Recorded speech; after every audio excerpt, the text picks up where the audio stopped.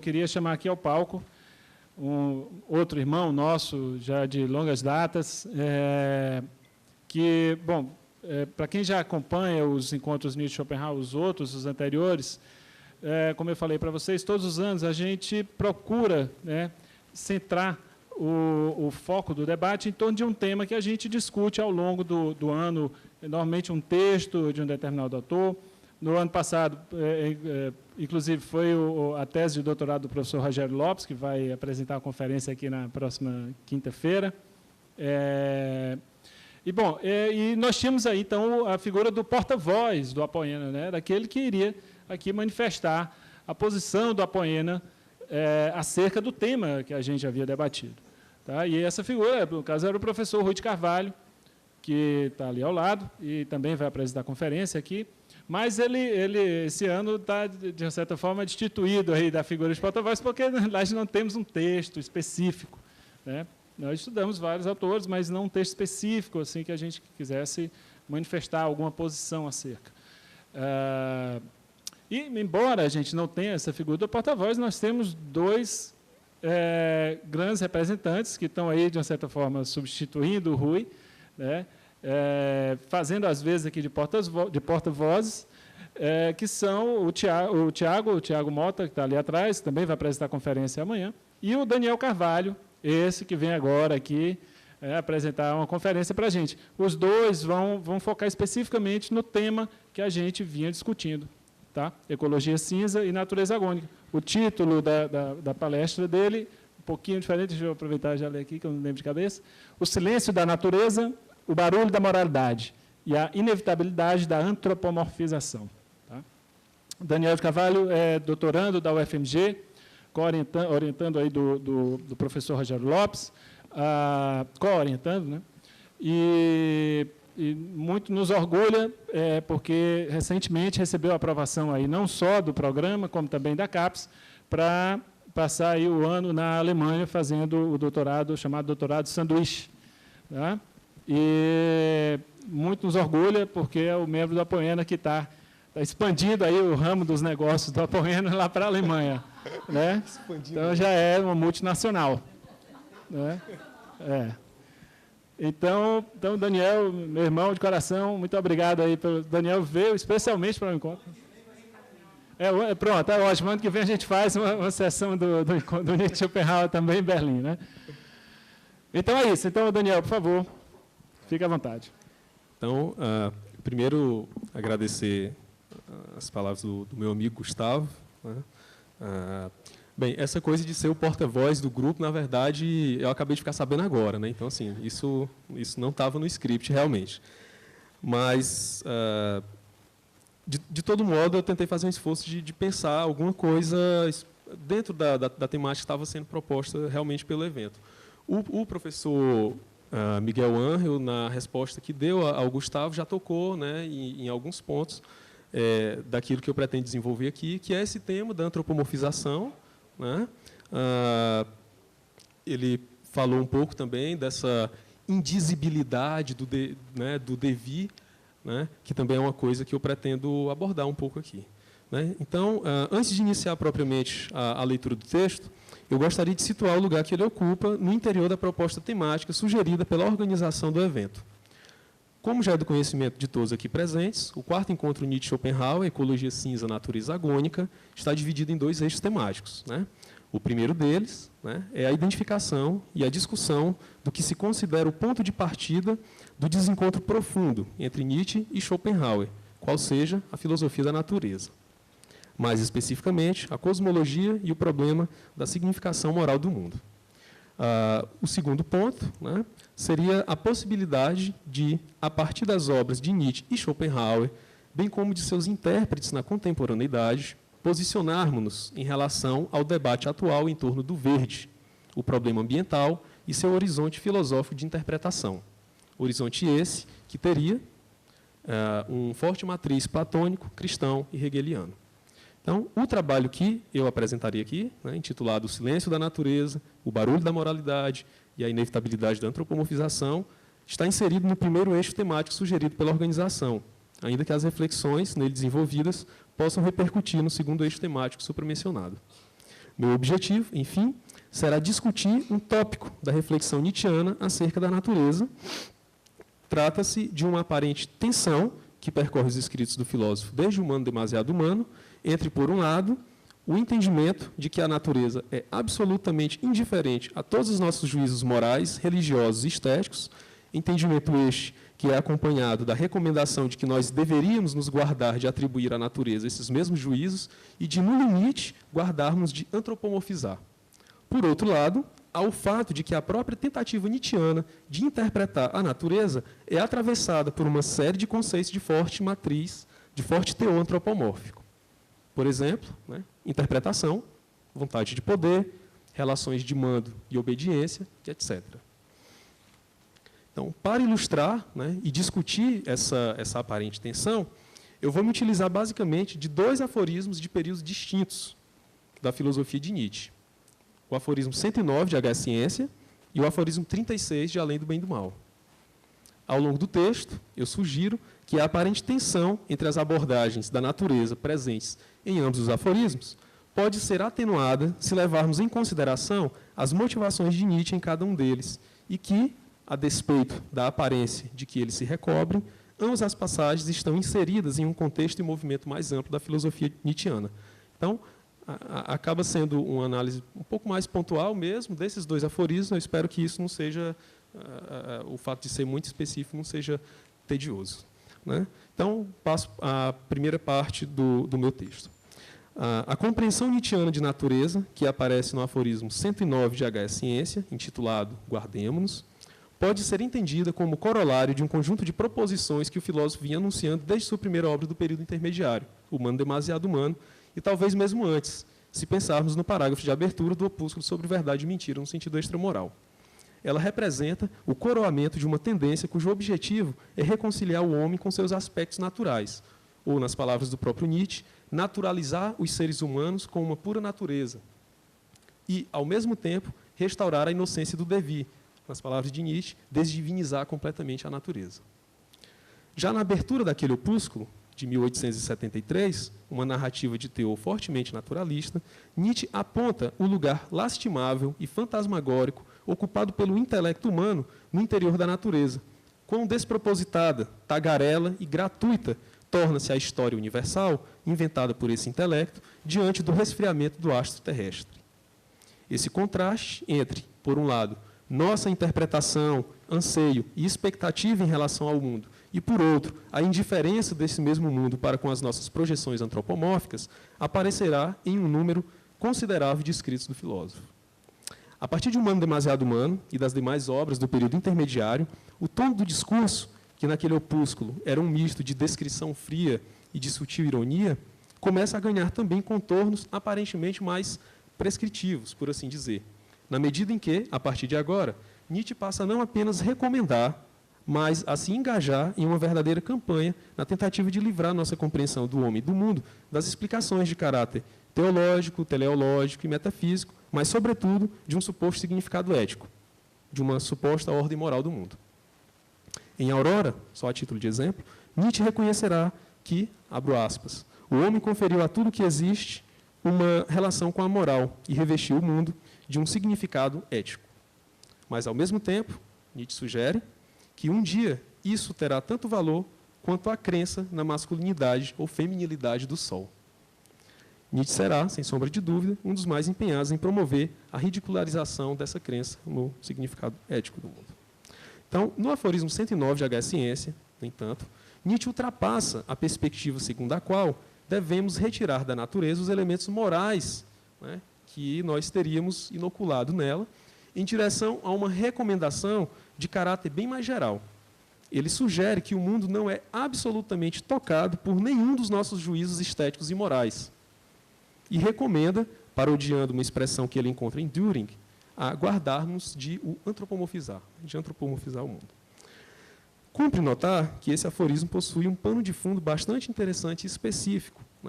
No seu importante artigo Cosmologia e Filosofia do Eterno Retorno em Nietzsche, Paulo de Orio faz uma análise detalhada do aforismo, mostrando como ele cumpre, no interior da obra, o papel de fornecer um contraponto, por parte de Nietzsche, a todo um panorama de discussão a respeito da questão do eterno retorno, contexto este que envolvia tanto filósofos como Hartmann e Düring, tanto filósofos como cientistas, como Thompson e Caspari. Este é um contexto de discussão, contudo, que permanece nos bastidores, a que temos acesso apenas por meio de um volumoso conjunto de anotações póstumas. Na superfície do aforismo, o que aparece é uma oposição sistemática a todas as imagens tradicionalmente utilizadas na tentativa de interpretar a realidade. Inicialmente, Nietzsche se opõe à compreensão da natureza em sua totalidade como um organismo vivo. Ele escreve, abro aspas, guardemos de dizer que o mundo é um ser vivo. Para onde ele iria expandir-se? De que se alimentaria? Como poderia crescer e multiplicar-se? Fecha aspas. Dois problemas, segundo Nietzsche, estariam ligados a esse tipo de interpretação. Em primeiro lugar, o fato de que a nossa compreensão do orgânico é apenas aproximada. Em segundo, o fato de que, ao interpretar o mundo em sua totalidade como organismo, acabamos tomando por essencial um fenômeno que é apenas derivado, tardio, raro e acidental. O universo também não é uma máquina, assevera Nietzsche, pois certamente ele não foi construído com um objetivo. Também não deveríamos esperar encontrar, por toda parte, tanta organização e regularidade quanto a que encontramos nos movimentos cíclicos dos nossos astros vizinhos. A ordem astral em que vivemos, Nietzsche sugere, é uma exceção, e a formação do orgânico é a exceção entre as exceções. Após apresentar suas objeções à visão do universo, tanto como máquina, tanto como organismo, Nietzsche fornece, então, os primeiros elementos para o que seria uma visão positiva do mundo. Ele escreve, e aqui eu abro aspas, infelizmente eu acabei colocando depois um monte de citações longas, assim, então vou abrir e fechar muitas aspas. Tá? Então, abro aspas, o caráter geral do mundo, no entanto, é caos por toda a eternidade. Não no sentido de ausência de necessidade, mas de ausência de ordem, divisão, forma, beleza, sabedoria e como quer que se chamem nossos antropomorfismos estéticos. Julgados a partir de nossa razão, os lances infelizes são a regra geral. As exceções não são o objetivo secreto, e todo o aparelho repete sempre a sua toada, que não pode ser chamada de melodia. E, afinal, mesmo a expressão lance infeliz já é uma antropomorfização que implica uma censura. Mas como poderíamos nós censurar ou louvar o universo? O que está em jogo aqui é, opostamente ao que ocorre no aforismo 109 de H. Ciência, a possibilidade de pensar, sim, a natureza a partir de relações de mando e obediência entre diferentes impulsos ou centros de força, de tal modo que as leis seriam imposições tirânicas e impiedosas de reivindicações de poder, mas sem o caráter de universalidade que as explicações físicas costumeiramente lhes atribuem. No caso do aforismo 109, contudo, mantém-se a organização em torno da recomendação de cautela quanto à antropomorfização. No restante do aforismo, Nietzsche escreve: guardemos de dizer que a morte se opõe à vida. O que está vivo é apenas uma variedade daquilo que está morto, e uma variedade bastante rara. Guardemos de pensar que o mundo cria eternamente. A matéria é um erro, tal como o Deus dos Eleatas.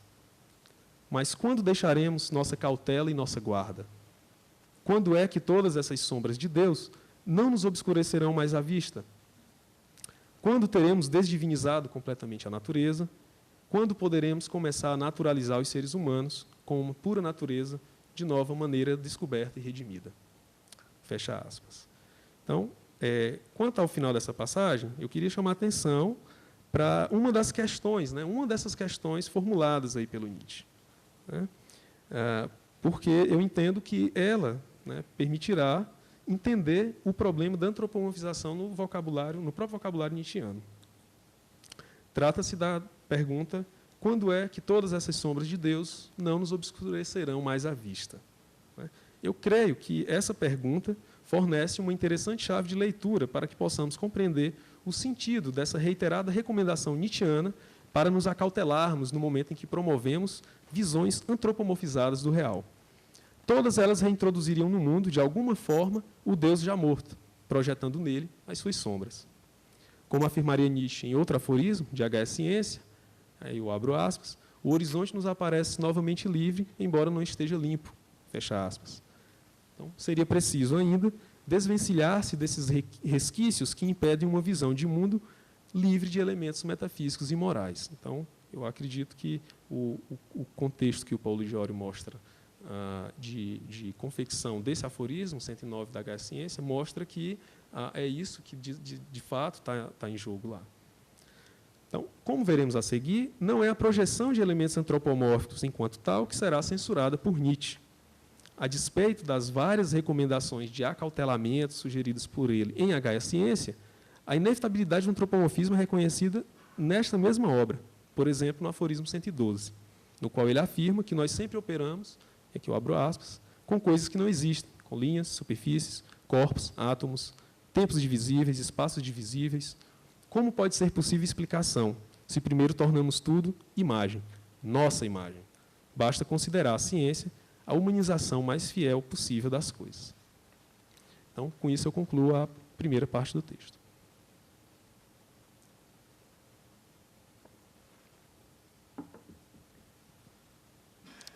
Então, o problema para Nietzsche, ao fim e ao cabo, não será tanto a antropomorfização ou a projeção de nossas categorias na natureza, quanto a tentativa de eliminar todos os elementos morais ainda residentes em nossa compreensão dos processos naturais.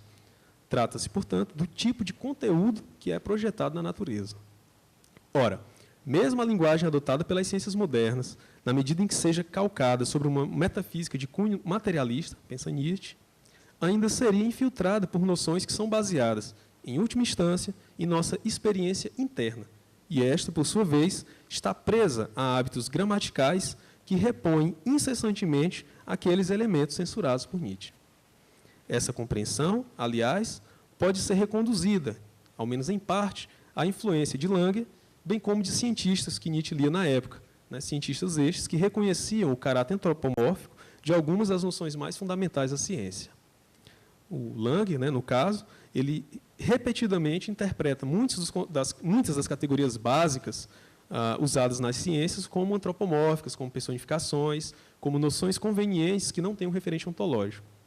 Embora ele raramente use o termo ficção, a implicação do seu ponto de vista é precisamente a de que muitos dos conceitos e princípios empregados na ciência são ficções convenientes.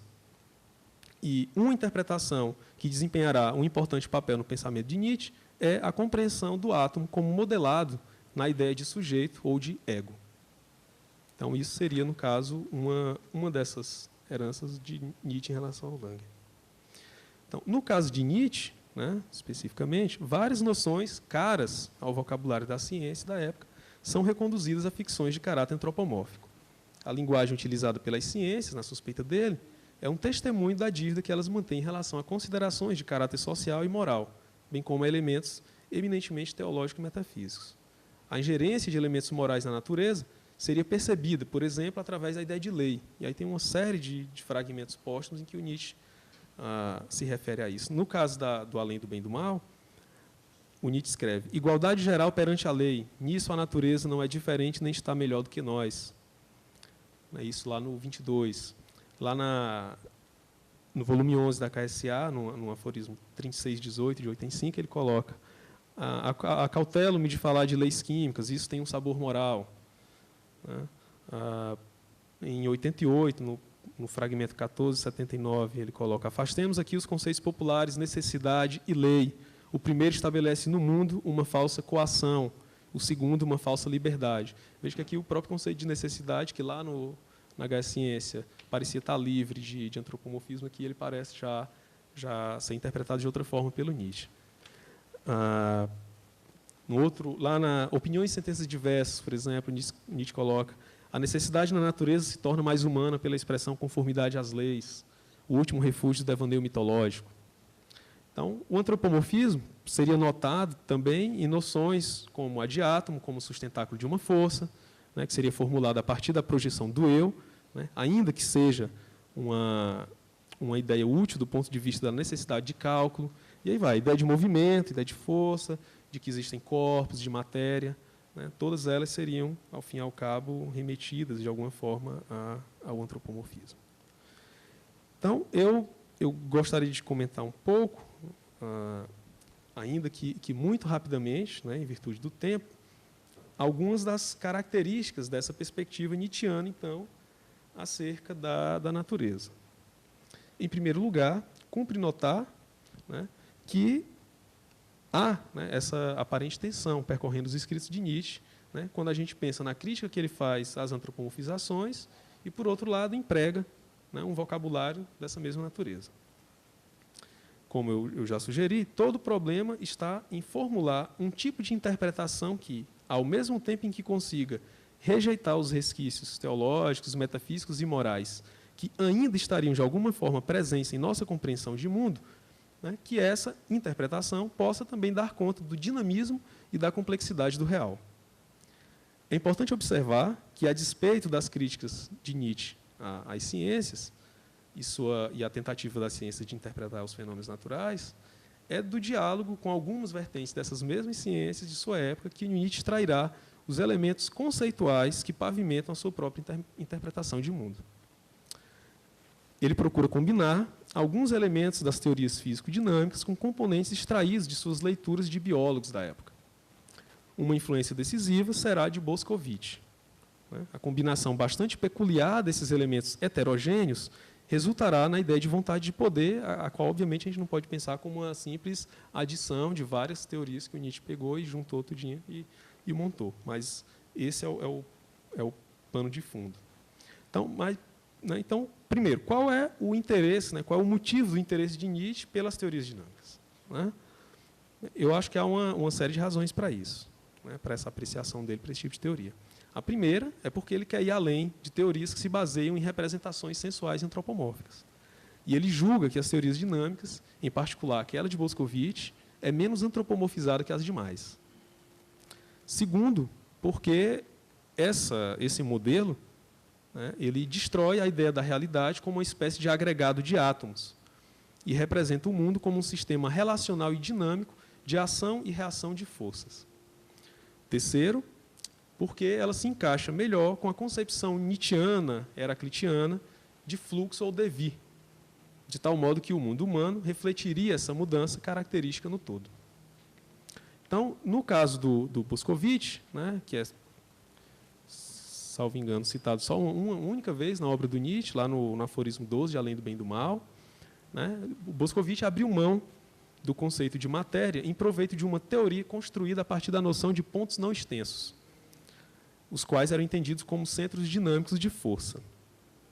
Segundo ele, os elementos fundamentais da matéria são pontos perfeitamente indivisíveis e não extensos de força, que estão tão dispersos em um imenso vácuo que cada um deles está separado dos outros por um intervalo definido.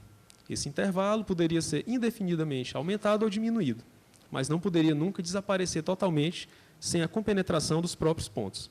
Então, o que é a ideia? A ideia seria de que esses pontos, de que essas forças elas agem à distância, de que quando elas estão próximas elas são forças repulsivas, tendendo ao infinito, o quanto mais próximas.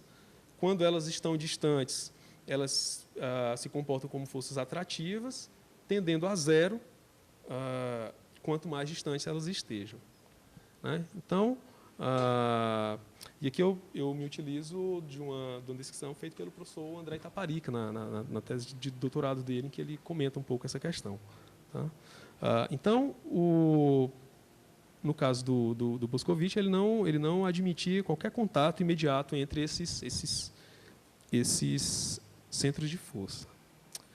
Então, o Nietzsche irá adotar essa concepção dinâmica de força, a qual destitui a necessidade de se pensar um sustentáculo material, e aí, desse modo, ele acaba salvaguardando aquela indistinção entre o agente e a ação, aquela necessidade de pensar sempre um suporte material para a força, ou de colocar um sujeito por trás da ação. A gente colocar a ação é tudo. E aí essas forças atuantes, que o Nietzsche vai buscar lá no Boscovich, é que pavimentam essa compreensão dele.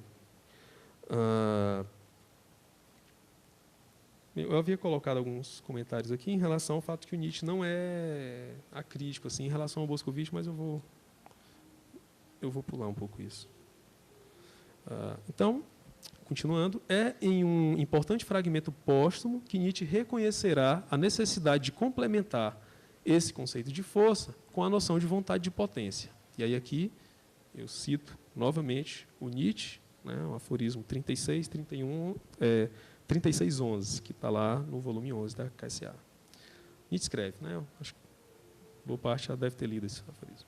O vitorioso conceito de força, com que nossos físicos criaram Deus e o mundo, precisa de um complemento, tem de ser a ele concedido um mundo interno, que eu designo como vontade de poder, isto é, como uma insaciável imposição de manifestação de potência, ou de poder, ou utilização, exercício de potência, como impulso criador, etc. Os físicos não se livram da ação à distância dos seus princípios, muito menos de uma força repulsora ou atrativa. E aqui parece que, de fato, aparentemente é o Boscovich que ele tem em mente, né? Isso nada adianta. Tem-se de conceber todo movimento, todo fenômeno, toda lei, apenas como sintoma de um acontecer interno, e fazer uso, enfim, da analogia com o homem. Então, a ideia de vontade de poder será finalmente introduzida, reconhecidamente através de uma analogia com um acontecer interno do homem. Na obra publicada, encontramos no aforismo 36 de Além de Bem e Mal, uma de suas formulações mais expressivas.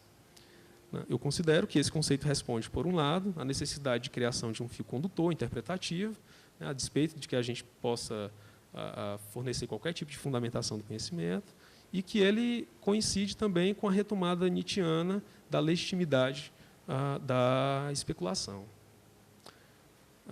Já em H. Ciência, Nietzsche percebe a necessidade do filósofo assumir um papel de criador, né, quando ele afirma que somente enquanto criadores podemos destruir.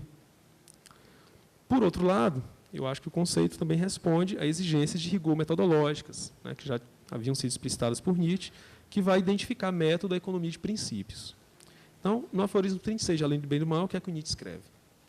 Supondo que nada seja dado como real, exceto nosso mundo de desejos e paixões, e que não possamos descer ou subir a nenhuma outra realidade, entre aspas, né, exceto a realidade de nossos impulsos, pois pensar é apenas uma relação destes impulsos entre si, não é lícito fazer a tentativa e colocar a questão de se isso que é dado não bastaria para compreender, a partir do que lhe é igual, também o chamado mundo mecânico, ou material, novamente entre aspas, quero dizer, não como ilusão, uma aparência, uma representação, no sentido de Berkeley e Schopenhauer, mas como da mesma ordem de realidade que tem nossos afetos, como uma forma mais primitiva do mundo dos afetos, na qual ainda esteja encerrado em poderosa unidade tudo que então se ramifica e se configura no processo orgânico, e também se atenua e se debilita, como é razoável. Como uma espécie de vida instintiva, em que todas as funções orgânicas, com autorregulação, assimilação, nutrição, eliminação, metabolismo, se acham sinteticamente ligadas umas às outras, como uma forma prévia de vida. Afinal, não é apenas lícito fazer essa tentativa, é algo imposto pela consciência do método. Não admite várias espécies de causalidade, enquanto não se leva ao limite extremo, até o absurdo, diria mesmo, a tentativa de se contentar com uma só. Eis uma moral do método, a qual ninguém se pode subtrair hoje. Fecha aspas. Então, a vontade de poder, proposta por Nietzsche, terá, né, como fio condutor, o corpo próprio. Mas a utilização desse é concedida exclusivamente sob a condição de que a ideia de corpo seja depurada de todas as conotações moralizantes que receberam ao longo dos séculos. Nietzsche adotará uma metáfora política de reivindicações de poder, na qual operam relações de mando e obediência entre uma multiplicidade de impulsos, como já foi mencionado anteriormente. O conceito de vontade de poder, além disso, não seria nem reduzido à esfera psicológica, como se fosse uma mera manifestação dos impulsos expansivos do homem, nem a uma suposta essência do real. O negócio está pancada. No caso da vontade de poder, tratar-se de uma hipótese interpretativa, reconhecida já de saída pelo seu caráter perspectivo, baseada na observação do comportamento humano e de outros animais, bem como no fenômeno da vida em geral, mas generalizável a outros domínios da natureza e da cultura, segundo o princípio metodológico já mencionado. Então, ao identificar a vontade de poder e força, o Nietzsche ele conceberia essa vontade de poder como pontos de força dotados de uma espécie de querer interno, né, na expectativa de que essa associação com a visão menos antropomorfizada da natureza enquanto pontos não extensos de força formulada por Boscovich possa contrabalançar o vocabulário altamente intencionalista e antropomórfico que a vontade de poder carrega. E aqui, novamente, eu puxo essa ideia do professor Itaparica, na tese dele. Então, vejamos o que Nietzsche escreve, por fim, no aforismo 36, de Além de Bem e Mal. E aqui eu já estou me encaminhando para o final. Como é que está de tempo? Tá? Tem uns 30 minutos?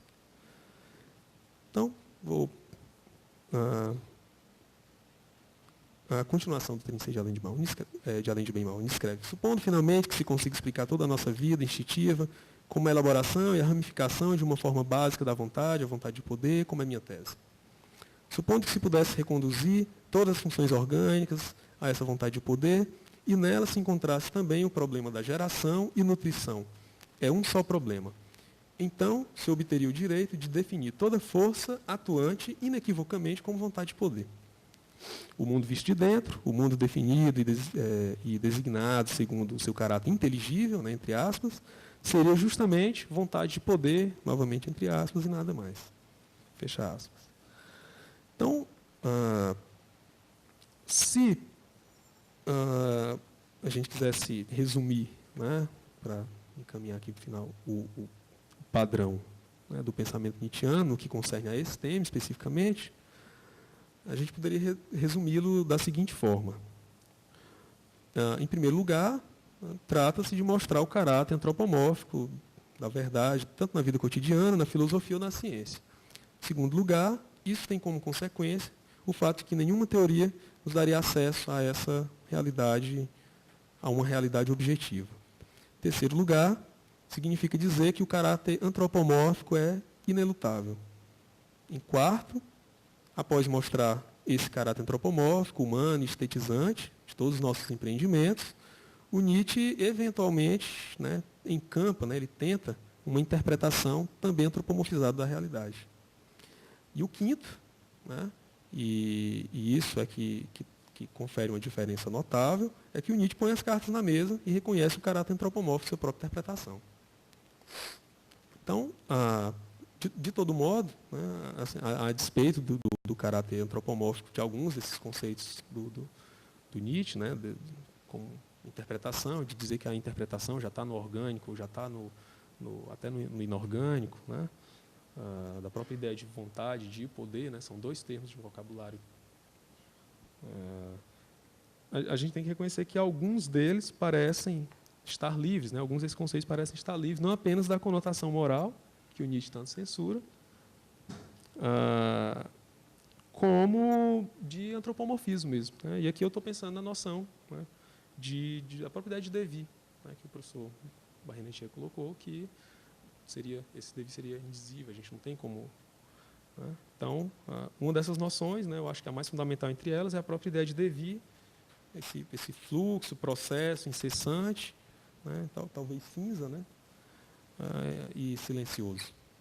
Então, só para concluir, eu peço licença a vocês para citar uma longa e bela passagem de Aurora.